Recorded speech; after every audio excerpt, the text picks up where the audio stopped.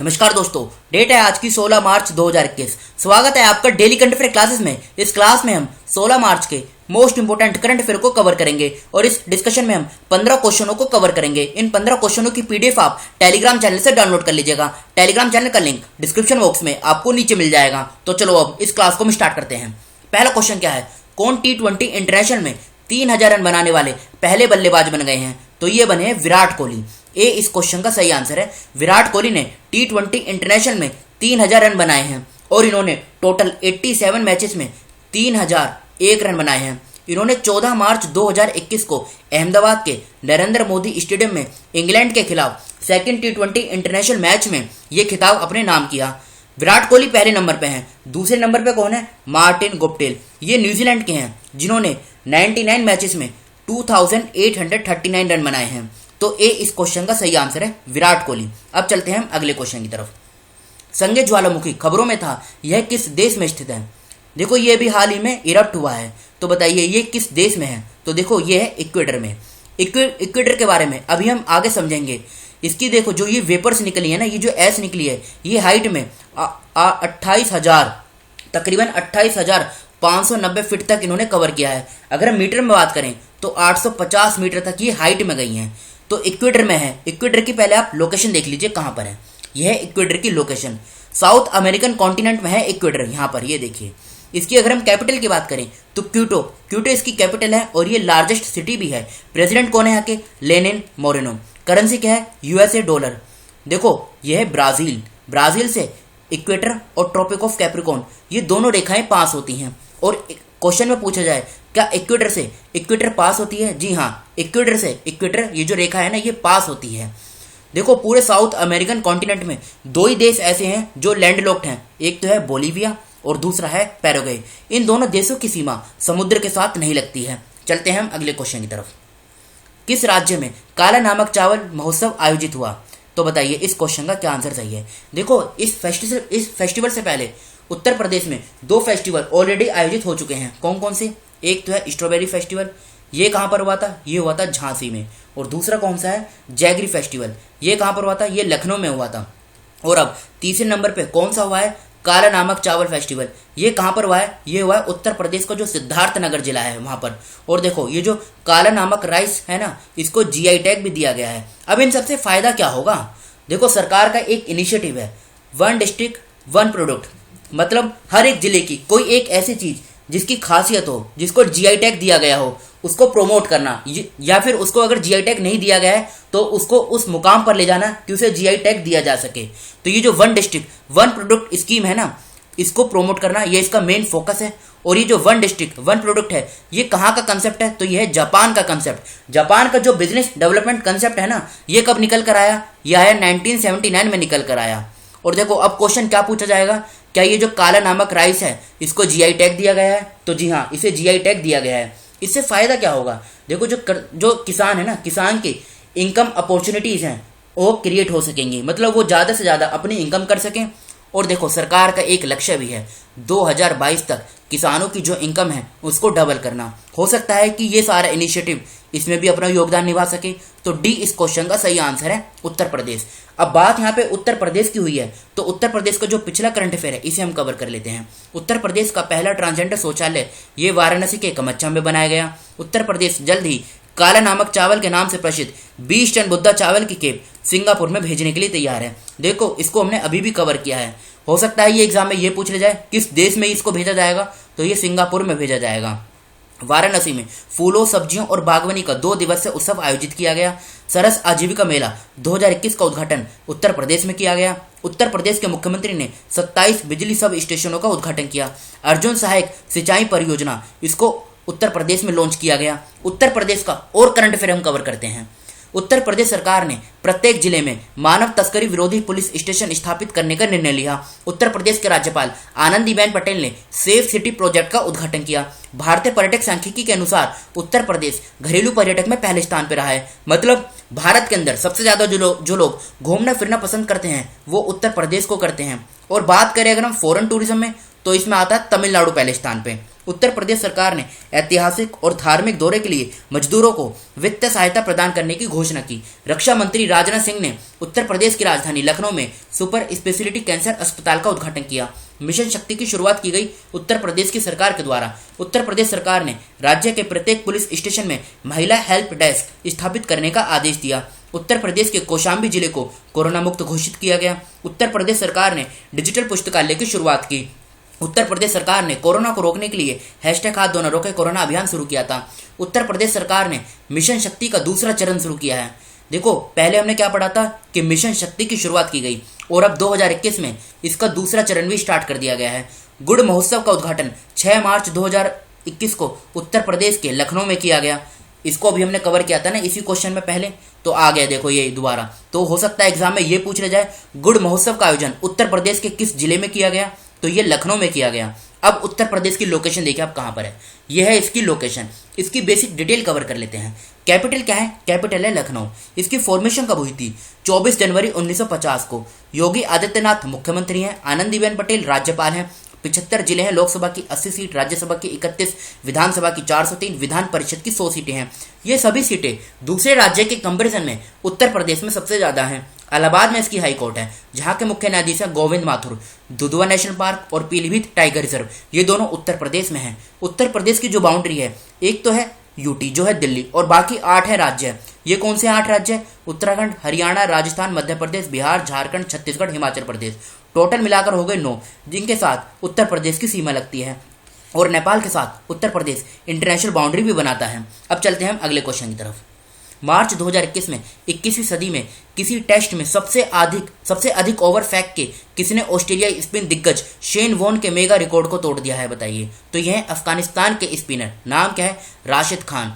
इन्होंने इस रिकॉर्ड को तोड़ दिया है। बी इस क्वेश्चन का सही आंसर है। बढ़ते हैं हम अगले क्वेश्चन की तरफ। हरियाणा के बाद किस राज्य ने स्थानीय लोगों के लिए निजी नौकरी में 75% आरक्षण को मंजूरी दी है? तो ये दिया हरियाणा के बाद अब झारखंड ने। तो ए इस क्वेश्चन का सही आंसर है। देखो, इस कंसेप्ट को आप ध्यान से सुनेगा। इधर है हरियाणा और इधर है ये झारखंड।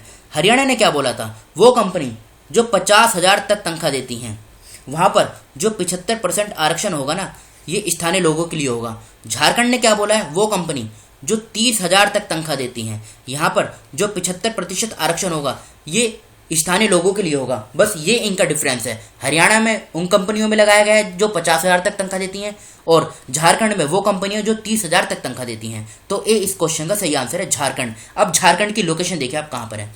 यह है झारखंड की लोकेशन। इसकी बेसिक डिटेल कवर कर लेते हैं। रांची इसकी कैपिटल है। हेमंत सोरेन ये मुख्यमंत्री हैं। द्रौपदी मुर्मू ये राज्यपाल हैं। 15 नवंबर 2000 को इसकी फॉर्मेशन हुई थी। 24 जिले हैं, लोकसभा की 14 सीट, राज्यसभा की 6, विधानसभा की 81 सीटें हैं। हाईकोर्ट की बात करें, रांची में हाईकोर्ट है, जहां के मुख्य न्यायाधीश हैं रवि रंजन। बिहार, पश्चिम बंगाल, उड़ीसा, छत्तीसगढ़, उत्तर प्रदेश, टोटल मिलाकर 5 राज्यों के साथ झारखंड की सीमा लगती है। चलते हैं हम अगले क्वेश्चन की तरफ। भारत ने किस देश की सिप्रोफ्लोक्सोएक्सिन हाइड्रोक्लोराइड दवा पर एंटी डंपिंग ड्यूटी लगाई है? देखो, नाम थोड़ा डिफिकल्ट है, लेकिन आप याद रखिएगा। फिर से बोलते हैं, सिप्रोफ्लोक्सासिन हाइड्रोक्लोराइड ड्रग पर एंटी डंपिंग ड्यूटी लगाई है। बताइए। तो देखो, ये चाइना की है, जिसके ऊपर भारत ने एंटी डंपिंग ड्यूटी लगा दिया। अच्छा, ये बताइए एंटी डंपिंग ड्यूटी ये होती क्या है? एक एग्जाम्पल की सहायता से समझते हैं। देखो, ये एक पेन है, ये किसी भी कंपनी का हो सकता है, XYZ। इस कंपनी की भारत के अंदर, यहाँ पे इंडिया के अंदर जो इसकी मार्केट वैल्यू है, ये है 5 रुपए। मतलब भारत के अंदर ये पेन 5 रुपए में बिकता है। बात करें अगर हम चाइना की, चाइना इसको मैन्युफैक्चर करता है और चाइना इसको अपने देश में 5 रुपए में ही बेचता है। लेकिन चाइना जब इस पेन को भारत के अंदर बेचेगा, तो चाइना ने ये कहा है इसकी जो मार्केट वैल्यू होगी ना, ये 3 रुपए होगी। अब इससे होगा क्या? इससे देखो, इंडिया की जो डोमेस्टिक इंडस्ट्री है, मतलब यहाँ का जो घरेलू उद्योग है, ये इससे प्रभावित होगा। कैसे? लोग फिर ज्यादा जो फोकस करेंगे इस चाइना की पेंसिल, ये जो चाइना का जो पेन है ना, इसी पे करेंगे।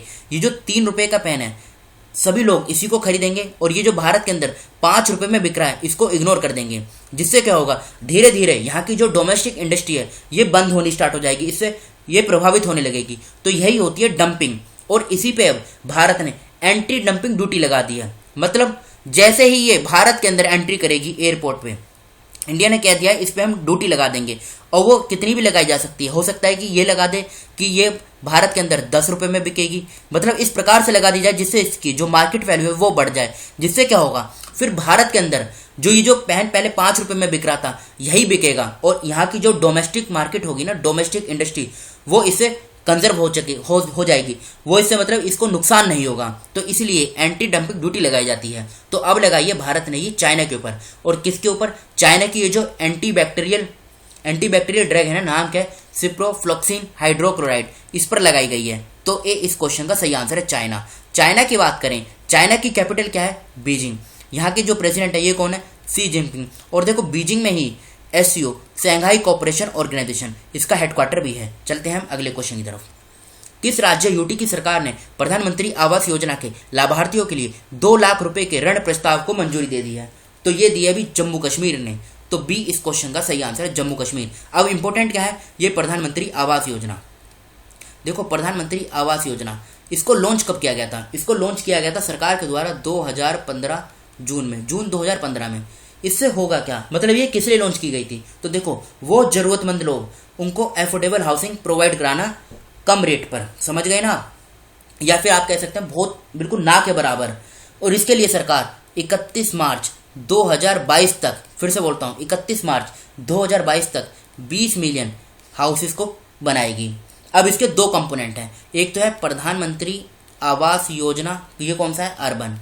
और दूसरा कौन सा है? प्रधानमंत्री आवास योजना ग्रामीण, आप ये कह सकते हैं रूरल भी। तो ये जो अर्बन है इसमें अर्बन एरिया पे फोकस किया जाएगा, और रूरल में ग्रामीण क्षेत्र में फोकस किया जाएगा। और यहाँ पे जो घर बनाए जाएंगे ना, यहाँ पर बेसिक फैसिलिटीज प्रोवाइड होगी।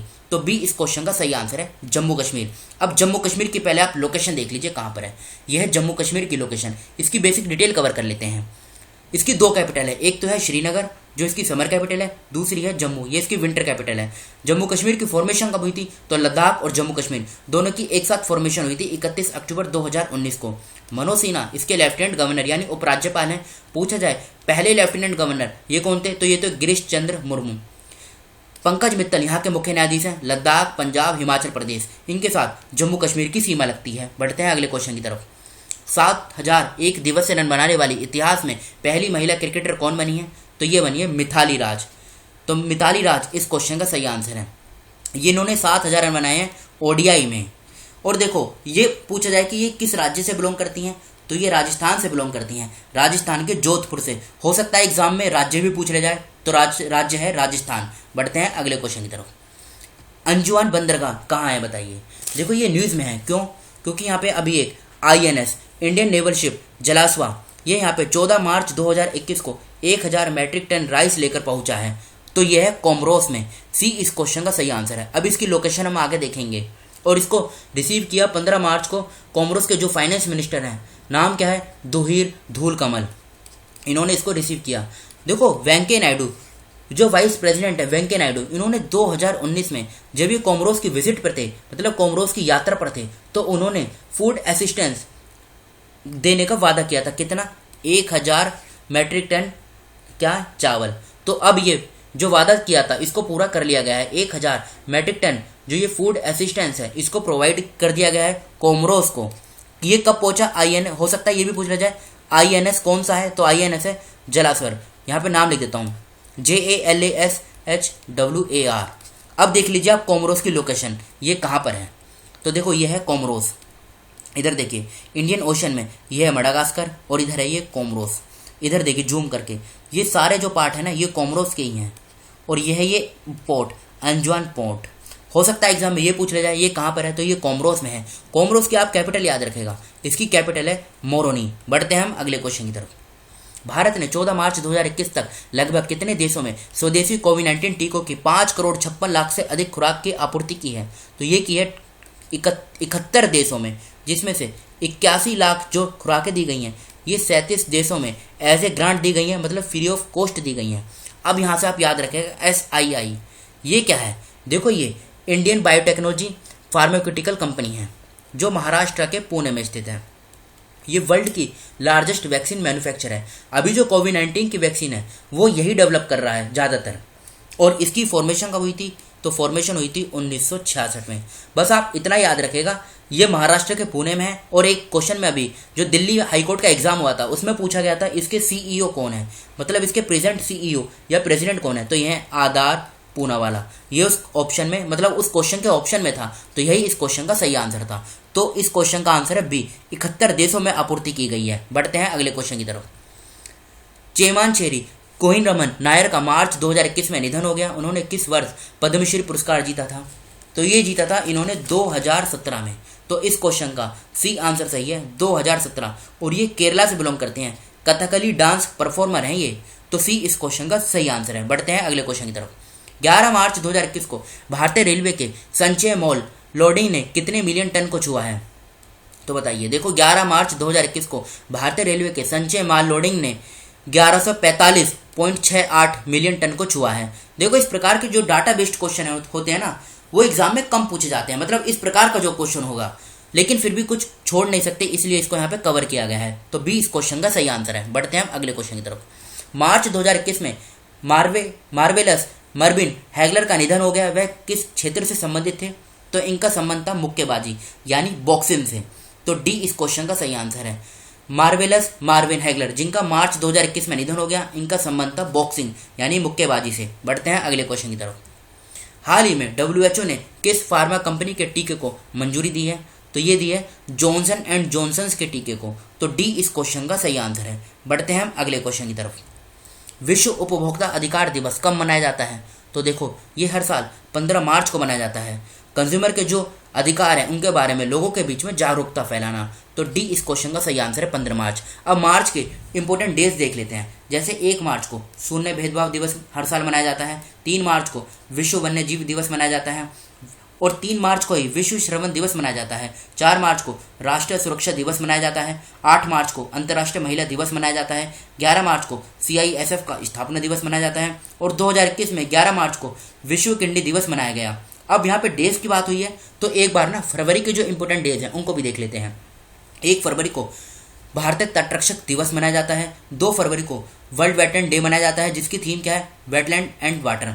4 फरवरी को वर्ल्ड कैंसर डे, जिसकी थीम है I am and I will. 9 फरवरी को सुरक्षित इंटरनेट दिवस मनाया जाता है। देखो इसके आप नोट्स बना लीजिएगा, बहुत इंपॉर्टेंट है, यहाँ से फैक्ट ये एग्जाम में पूछे जा सकते हैं। बार बार डिस्कस करने का टारगेट क्या होता है कि आपका यहाँ से कोई भी क्वेश्चन छूटे ना। 10 फरवरी को विश्व दलहन दिवस मनाया जाता है। 11 फरवरी को विश्व यूनानी दिवस मनाया जाता है, और पंडित दीनदयाल उपाध्याय की पुण्यतिथि पर समर्पण दिवस मनाया जाता है। 12 फरवरी को स्वामी दयानंद सरस्वती जी की जयंती मनाई जाती है। 13 फरवरी को वर्ल्ड रेडियो डे मनाया जाता है, और भारत के अंदर नेशनल वुमेन्स डे मनाया जाता है। 16 फरवरी को दिल्ली पुलिस ने अपना 74वां स्थापना दिवस मनाया। 18 फरवरी को रामकृष्ण परमहंस की जयंती मनाई जाती है। 19 फरवरी को शिवाजी भोसले की 391वीं बर्थ एनिवर्सरी सेलिब्रेट की गई। 20 फरवरी को विश्व सामाजिक न्याय दिवस मनाया जाता है, और 20 फरवरी को ही विश्व पेंगोलिन दिवस मनाया जाता है। 21 फरवरी को अंतर्राष्ट्रीय मातृभाषा दिवस मनाया जाता है। अभी दिल्ली फॉरेस्ट गार्ड का जो एक एग्जाम हुआ था उसमें भी ये क्वेश्चन पूछा गया था, अंतर्राष्ट्रीय मातृभाषा दिवस कब मनाया जाता है, तो ये 21 फरवरी को मनाया जाता है। 27 फरवरी को चंद्रशेखर आजाद की पुण्यतिथि मनाई जाती है, और 28 फरवरी को राष्ट्रीय विज्ञान दिवस मनाया जाता है। ये तो थे हमारे आज के करंट अफेयर। अब कल के क्वेश्चन जो आपसे पूछे गए थे, कौन सा राज्य है यूटी डिजिटल मार्केटिंग और एंटरप्रेन्योरशिप बेसिक्स में 1 सप्ताह का सर्टिफिकेट कोर्स शुरू करने के लिए तैयार है, तो इसका आंसर है जम्मू कश्मीर। दूसरा क्वेश्चन, चीन ने किस देश के साथ मार्च 2021 में एक चंद्र अंतरिक्ष स्टेशन के संयुक्त निर्माण के लिए एक समझौता ज्ञापन पर हस्ताक्षर किए, तो रूस इसका सही आंसर है। किस राज्य यूटी के जिला प्रशासन रामबन ने ई सुविधा नाम से एक मोबाइल एप्लीकेशन विकसित की, तो जम्मू कश्मीर इसका सही आंसर है। 10,000 रन बनाने वाली पहली भारतीय महिला कौन बनी, तो ये बनी मिताली राज। लिंगराज मंदिर किस राज्य में स्थित है, तो ये उड़ीसा में स्थित है, उड़ीसा का जो भुवनेश्वर है। ये तो थे हमारे कल के क्वेश्चन। अब आज के क्वेश्चन जिनका आंसर आपको बताना है, कौन सा देश इस वर्ष के अंत या 2022 के मध्य तक अपनी आबादी का 70 से 80% टीकाकरण करने का लक्ष्य बना रहा है। सेकंड क्वेश्चन, किस राज्य में 12 करोड़ की आबादी के लिए 1,19,000 डॉक्टर हैं, जो लगभग WHO मानदंडों को पूरा करता है। MG नरेगा, जिसका पूरा नाम है महात्मा गांधी राष्ट्रीय ग्रामीण रोजगार गारंटी अधिनियम के तहत रोजगार देने के मामले में किस राज्य को देश में पहला स्थान मिला है। जम्मू कश्मीर का पहला मिल्क ATM किस जिले में स्थापित किया गया। भारत का विद्युत वाहन ये राजधानी बनने के लिए कौन सा शहर तैयार है। तो इन 5 क्वेश्चनों का आंसर आपको कमेंट बॉक्स में खुद से देना है। तो फिलहाल इस डिस्कशन को हम यहीं पर रोकते हैं। Thank you.